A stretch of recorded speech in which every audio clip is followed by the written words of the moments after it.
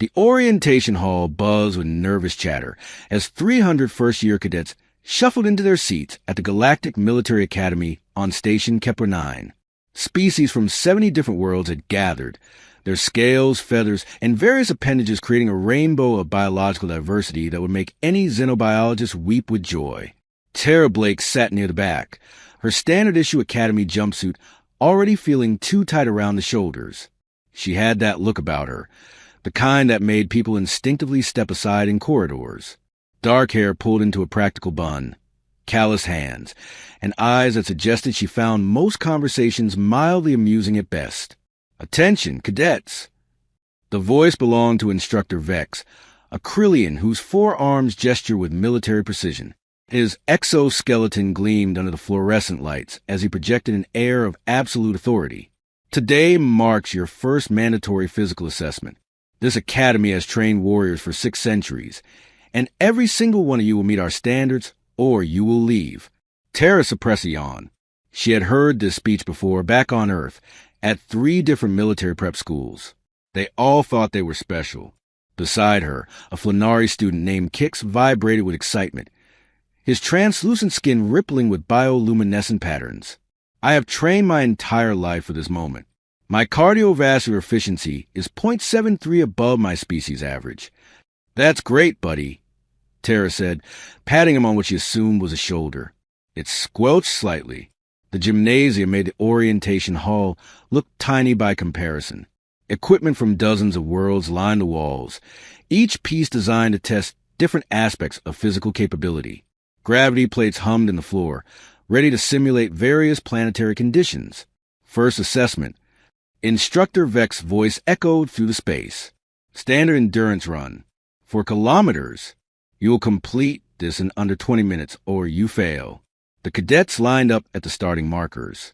Tara noticed most of them were already breathing heavily, psyching themselves up for challenge. She stretched her quads casually, more out of habit than necessity. The starting klaxon blared.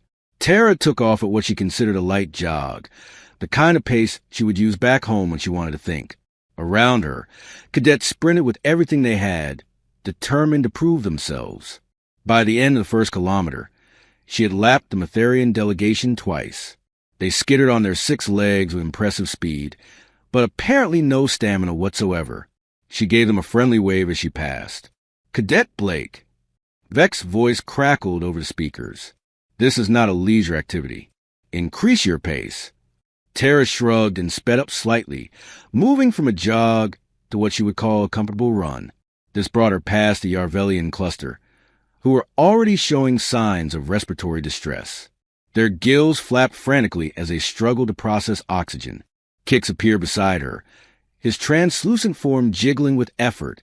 "How are you maintaining this speed without elevated cardiac stress?" "My sensors indicate your heart rate is barely above resting." "I'm just running," Tara said, not even breathing hard. "You okay? You look a little wobbly." "I am performing at maximum capacity," Kix insisted, then immediately veered off course and collapsed into a gel-like puddle near the wall. Medical drones swooped in instantly. By kilometer 3, Tara was alone in the lead. Behind her, the sounds of distress grew louder. Someone was definitely crying. Multiple someones, actually. The medical bay was going to be busy tonight. She crossed the finish line at 11 minutes, 14 seconds. Then she kept running, because 4 kilometers was barely a warm-up, and she figured she might as well get some actual exercise in while she was here. Instructor Vex stood at the finish line, all 4 arms crossed, his compound eyes fixed on her with an expression she could not quite read. "Cadet Blake, stop running." Tara looped back around and jogged to a halt in front of him. "Yes, sir." "You just completed that course in half the allotted time. Was there a maximum speed limit?" "Sorry, I must have missed that in the briefing." The instructor's mandibles clicked together, possibly in irritation. "How are you not exhausted?" "Sir, I haven't really exerted myself yet. That was basically a light jog. Back home, we call this kind of thing a recovery run." Over the next 40 minutes, other cadets trickled across the finish line in various states of collapse. Medical teams worked overtime. The Zephyrians had to be carried out on stretchers. The Dulvathian representative actually shed their outer skin from stress, which created a minor biohazard situation. Kix reformed himself enough to ooze across the line at 19 minutes, 58 seconds, and immediately dissolved into a celebrating puddle. When the last cadet finally finished, Vex surveyed his decimated class with what Terra assumed was disappointment. 73 of you failed to meet the minimum standard. You will repeat this assessment tomorrow. Dismissed. As the cadets limped toward the showers, Vex called out, "Cadet Blake, remain behind." Terra walked over, still not remotely tired. "Sir, tomorrow you will participate in the advanced class. Your performance today was statistically impossible." "It really wasn't, sir. That's just normal human exercise tolerance. Humans are classified as a Class 7 Deathworld species. Your planet is gravity 13% above galactic standard, atmospheric oxygen levels that will be toxic to most species, and predators that hunt in coordinated packs. We are aware of your biology. What we were not prepared for was a practical application." Terra grinned. "Oh, you haven't seen anything yet, sir." The next morning, Terra reported to advanced physical training, expecting to find a challenge finally. Instead, she found 12 cadets who looked like they had been personally selected for their ability to move without immediately dying. The instructor for this class was Commander Thane, a Bracken whose species was known for its exceptional strength. He stood nearly 3 meters tall, his scaled hide scarred from countless battles. "So you are the human everyone is talking about, the one who made our endurance run look like a casual stroll. I really didn't mean to make anyone feel bad, sir. I was just running. We shall see how you handle strength assessment." He gestured to a series of resistance machines that looked like medieval torture devices. "These are calibrated to Bracken standards. We shall start you at level 3.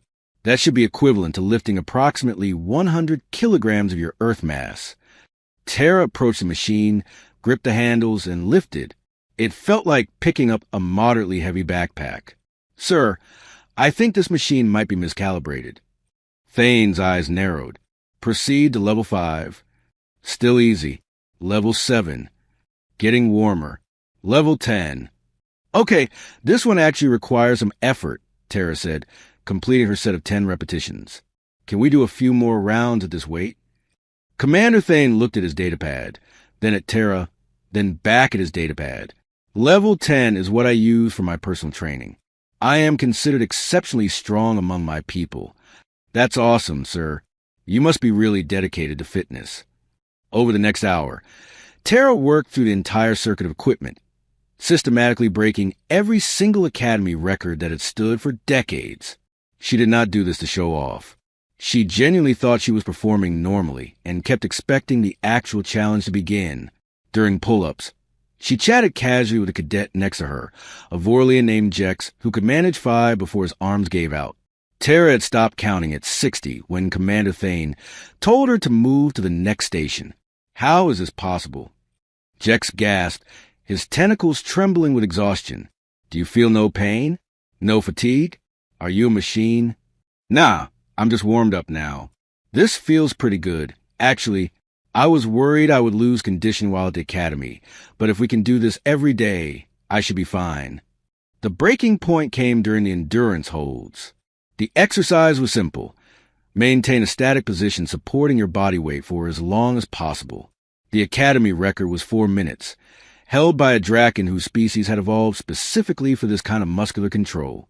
Terra assumed the position, a horizontal plank suspended between 2 bars. At 4 minutes, Commander Thane announced she had tied the record. At 8 minutes, the other cadets stopped their own exercises to watch. At 15 minutes, someone started taking bets. At 23 minutes, Terra asked, "Sir, how long are we supposed to hold this? My arms are starting to feel a little." Commander Thane looked like he was experiencing a personal crisis.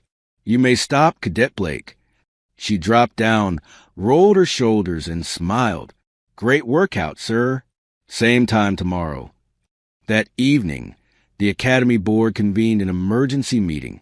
Terra found out about it when she was summoned to the Commandant's office, a massive room decorated with battle honors from 6 centuries of military tradition.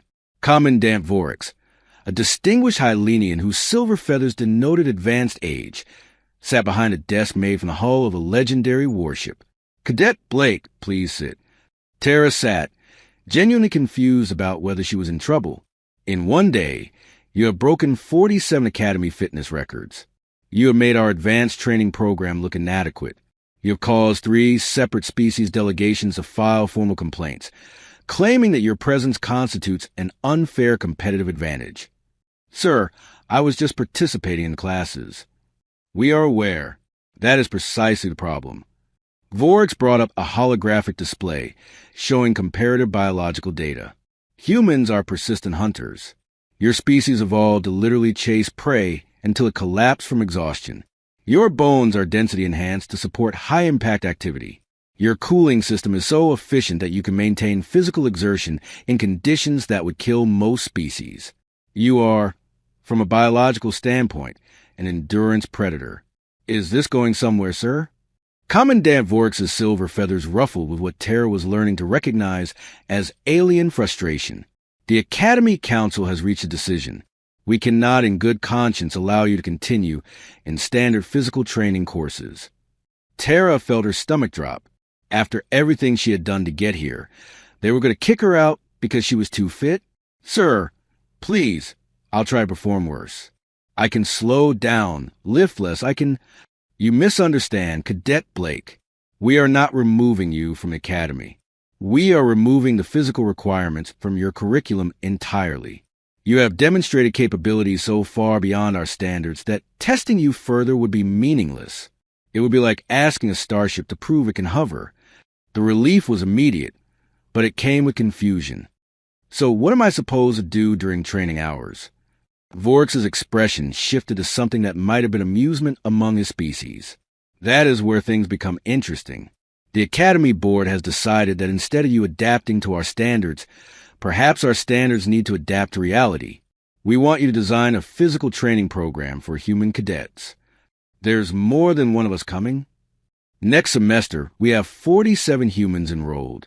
After your performance, Galactic Command has suddenly become very interested in recruiting from Earth.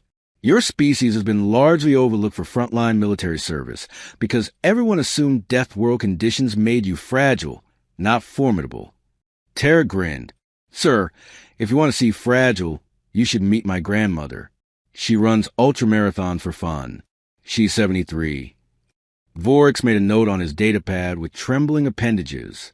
That is precisely the kind of information that gives the Council nightmares. But it also represents an opportunity. We need warriors who can endure. Show us what humans consider basic fitness. Over the next 2 weeks, Tara put together a training proposal. She kept it simple, based on what she would consider a moderate routine for someone in decent shape. Morning runs, 5 kilometers, nothing crazy. Basic strength training 3 times a week. Some high-intensity interval work. Flexibility exercises. Recovery days built in. She presented it to Commander Thane, who looked at the program like she had handed him a declaration of war. This is your idea of moderate training? Sir, this is less than I was doing back home. I'm trying to ease people into it. Cadet Blake, this program will hospitalize 70% of our current students within the first week. Seriously? Okay, what if we cut the running distance in half? Still too much. Strength training twice a week instead of 3? Better, but the intensity levels you have listed would still be excessive. They went back and forth for an hour, with Tara gradually realizing that what she considered basic exercise was genuinely superhuman by galactic standards. Finally, they compromised on a program that Tara privately thought was barely worth doing, but which Thane insisted would challenge most cadets significantly. The following week, the Academy made an announcement that sent ripples through the entire student body. Starting next semester, there will be 2 tracks for physical training. Standard track for most species, and Deathworlder track for humans and any other species willing to attempt it. Kix oozed up to Tara in the cafeteria, his bioluminescence pulsing with excitement. I wish to attempt your human training program. Kix, buddy, I don't think that's a great idea. No offense, but you literally liquefied during a light jog. Which is precisely why I must try. If I am to serve alongside humans in actual combat, I must understand your capabilities. Plus, my species has never been known for physical prowess. Imagine if I could change that. Tara admired his enthusiasm, even if she questioned his judgment. All right, but we're starting really slow. Like, embarrassingly slow by human standards. Excellent. When do we begin? Tomorrow morning, 0500 hours. Wear something you don't mind sweating in. Do Flanari sweat. We excrete excess heat through osmotic pressure differential, which causes temporary molecular dissolution. But yes, essentially we sweat. The next morning, Tara met Kix at the track. She had modified her routine even further, planning a gentle 2-kilometer jog at a pace that would make her high school gym teacher weep with disappointment. Ready? She asked. Kix's surface rippled with determination. I was born ready. Well, technically I was spawned ready, but the sentiment stands. They started running. Tara kept glancing over to make sure Kix was keeping up. To her surprise, he was managing pretty well, his gelatinous form bouncing along with strange efficiency. How are you feeling? She called over. Like my molecular bonds are screaming for mercy, but I refuse to quit. That's the spirit. Sort of. Maybe toned down the molecular bond screaming. By the 1-kilometer mark, 3 more cadets had joined them, a Draken named Sora, a Matherian called Rix, and, surprisingly, a Yarvelian named Teo, whose species had specifically cited Terra as an unfair advantage in their complaint. I do not understand why I am doing this. Teo gasped, his gills working overtime. This is madness. You're doing great. Terra encouraged. We're almost halfway done. Halfway? Teo sounded horrified. They finished the run together, and while everyone except Tara collapsed at the end, nobody liquefied or required medical attention. Tara considered this a win. Word spread quickly. The human who broke all the records was offering training sessions. Within a week, 20 cadets were showing up for morning runs. They came from a dozen species, all determined to prove they could handle Deathworlder standards. Most of them failed spectacularly at first. But the interesting thing was, they kept coming back. Instructor Vex approached Tara one morning after a session. I owe you an apology, Cadet Blake. For what, sir? When you first arrived, I thought you were an anomaly, a statistical outlier who would expose the weakness in our training standards. Instead, you have done something far more valuable. You have inspired these cadets to exceed what they thought possible. They're doing that themselves, sir. I'm just running at a pace that doesn't make me fall asleep from boredom. Humble as well as strong. Your species will make formidable allies. He paused, mandibles clicking thoughtfully. I have a question, if you do not mind. Sure, sir. This routine you have designed for next semester's human cadets. You have described it as basic training. What would you consider advanced training for your species? Tara thought about her uncle, a Marine who used to do 100-mile ruck marches for fun. About the Special Forces operators who trained in conditions that would make most of this academy look like a vacation resort. About the athletes who push human performance to levels that seem to defy physics. Sir, I think maybe we should walk before we run with that conversation. Figuratively speaking, I mean, because if I tell you what actual human competitive athletes do, you're going to think I'm making it up. Try me. Okay, well, there's this thing called an Ironman triathlon. You swim about 4 kilometers, bike 180 kilometers, then run a marathon, which is 42 kilometers. People do this recreationally. My cousin did one last year. Instructor Vex was silent for a long moment. That is not possible. I have video evidence if you want to see it. Please do not show me. I am already having difficulty processing the existence of your morning jog. The semester continued, and Tara settled into an unusual routine. Academically, she was average, which was fine. She had never claimed to be a genius. Tactically, she was decent, with good instincts, but room for improvement. But physically, she existed in a category of her own. The academy stopped trying to test her, and instead started asking her to demonstrate. When the engineering students needed to understand the load-bearing capacity of different materials, Tara would participate in stress tests. When the medical students studied comparative biology, She volunteered for scans that consistently made the doctors recalibrate their equipment. But the real impact was on her fellow cadets. The ones who joined her morning run started performing better in all their classes. Not because running made them smarter, but because it taught them they could do hard things, that their limits were not fixed, that discomfort and growth were companions, not enemies. Kix, in particular, transformed over the weeks. His species had never been warriors, had never even been considered for combat roles. But he kept showing up, kept pushing, and gradually his gelatinous form became more stable under exertion. He would never match human endurance, but he no longer liquefied at the first sign of difficulty. "You have given me a gift," he told Tara one morning after a particularly brutal hill run. "Not strength, exactly, but the belief that I am capable of more than my biology suggested. You always had that capability, Kix. You just needed a reason to find it." The final physical assessment of the semester arrived. The same 4-kilometer run that had devastated the class on day one. Tara ran it again. This time paced herself deliberately to finish in exactly 20 minutes, the maximum allowed time. She wanted to see how everyone else did without her performance overshadowing theirs. Every single one of her morning running group passed. Several of them set personal records. Teo, the Yarvelian who had complained about unfair advantages, finished in 18 minutes and celebrated by doing a victory dance that involved a lot of gill flapping. Commandant Vorix addressed the graduating class at the semester's end. This term has taught us valuable lessons about potential and perseverance. We learned that the standards we believed were absolute were actually flexible. Those capabilities we thought were universal were actually limited by our imagination. And we learned this because one cadet refused to accept that her normal was our exceptional.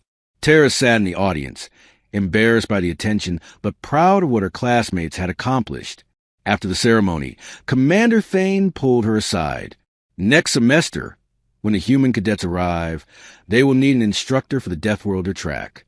Someone who understands both human capabilities and how to teach other species. The position is yours if you want it." "Sir, I'm just a first-year cadet.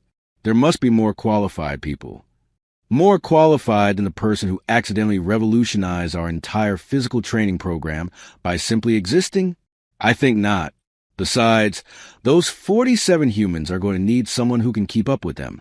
You are literally the only option." Tara thought about it. Teaching had never been her plan. She had come to the academy to be a soldier, to see the galaxy, maybe shoot some bad guys if the opportunity arose. But the last few months had shown her something unexpected. She was good at this. Not just the physical part, but the teaching part, the encouraging part, the helping people find their potential part. "All right, sir, I'll do it, but I'm going to need a bigger track." "Why?" "Because if you think my routine is intense, wait until you see what 47 humans consider a normal workout. We're going to need space, a lot of space, and probably a significantly larger medical staff on standby." Commander Thane's expression suggested he was already regretting this decision, but he nodded anyway. "I will make the arrangements. Try not to traumatize the entire academy, Cadet Blake." "No promises, sir." That night, Tara sent a message back to Earth to her family and friends who had supported her journey to the stars. She told them about the semester, about the records she had accidentally broken, about the program she was building. She told them that humans were no longer going to be overlooked in the galactic military. That Deathworlder status was not a weakness to overcome, but a strength to embrace. And she told them to spread the word, because the galaxy was about to learn what humanity had always known, that the species which evolved chasing prey until collapsed from exhaustion, which climbed mountains for fun and ran marathons in deserts and swam across channels, and pushed their bodies to limits that seemed impossible, that species was not fragile. They were relentless, and the galaxy had no idea what was coming. Subscribe and like to my channel for more HFY sci-fi stories.